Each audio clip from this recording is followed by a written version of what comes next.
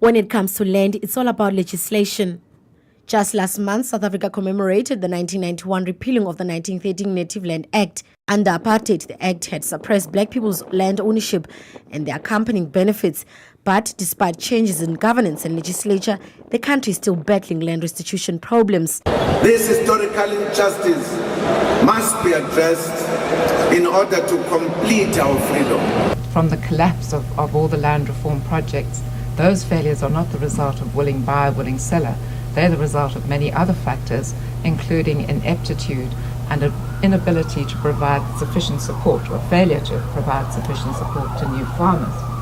The mineral-rich land of Putfontein farm was once greener and a site of diamond explorations. Since the land was handed over to claimants of the Batloung Shole people in 2000, mining has been halted, a typical example of the flaws of the current land laws. In total, the farm, one of the first to be handed over, is 8,990 hectares, situated 40 kilometers west of Ventersdorp in the northwest province. Less than a quarter is now used for crop and livestock farming, and jobs have been lost. As long as land reform is taking place and we are creating jobs, we are utilizing the land, using the land for the correct purposes, then land reform is good. But if it happens to end here, what we're seeing here now, of course we are against it. We are against land that are lying fallow, people that are losing jobs, people that are paying more for food because food production is not happening on the fields where it should be done.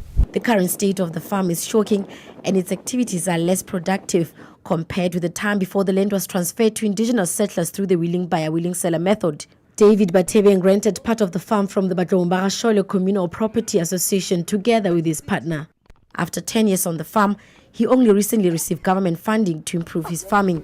All the time we were trying by ourselves to get money to buy production for cultivation. Until this year, when at least the Department of Agriculture come to our rescue up to so far. Before 2000, there were 15 farmers on Putfontein. One of them, who did not want to be named, said he and another farmer occupied 400 hectares and employed 66 people. In total, 900 people were housed on the farm, including staff and family members. They produced 500 liters of milk daily, and thousands of tons of mealies were harvested each season. The farm was equipped with good infrastructure, including 66 boreholes. It was lucrative, with a combined income of about 7 million per year. All that is now gone. And back in 2007, Tosi Gwanya, who was the Director General of Land Affairs at that time, said the state needed to rethink its targets on land reform. He was concerned about the amount of land which had become unproductive. He said we need to set targets in terms of income earned and jobs created, not just the acreage of hectares transferred. And he said if we carry on just transferring land without solving the underlying problems, all these issues that I've been talking about, then we risk that we will have more assets dying in the hands of the poor. And that brings no benefit to those who were harmed by apartheid, nor to the country as a whole.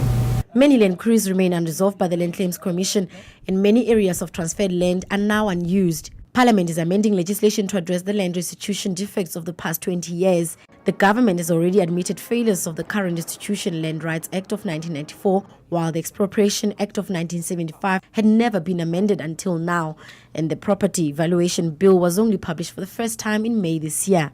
If we go on with the Expropriation Bill as it is now, we have to really argue what its effects will be. There's obviously a great injustice in relation to land which needs to be redressed. But the very sad thing is that between 50% and 90% of land reform projects have failed. And they fail primarily because people have been put on the land without adequate resources, without adequate skills, and farming is a very difficult exercise, dependent on all sorts of things, including the vagaries of the weather, and input costs have been rising incredibly fast. From the cost of labor to the cost of electricity and diesel, it's all been going up very quickly, and people without skills and experience really battle to make a success of farming. The amendment bills have already received comments and will soon be adopted into acts. They are intended to produce visible results in addressing the economic beneficiation of land given to claimants. Through changing laws, the African National Congress-led administration has now, in a way, admitted shooting itself on the foot with the willing buyer, willing seller concept administered by the Land Claims Commission.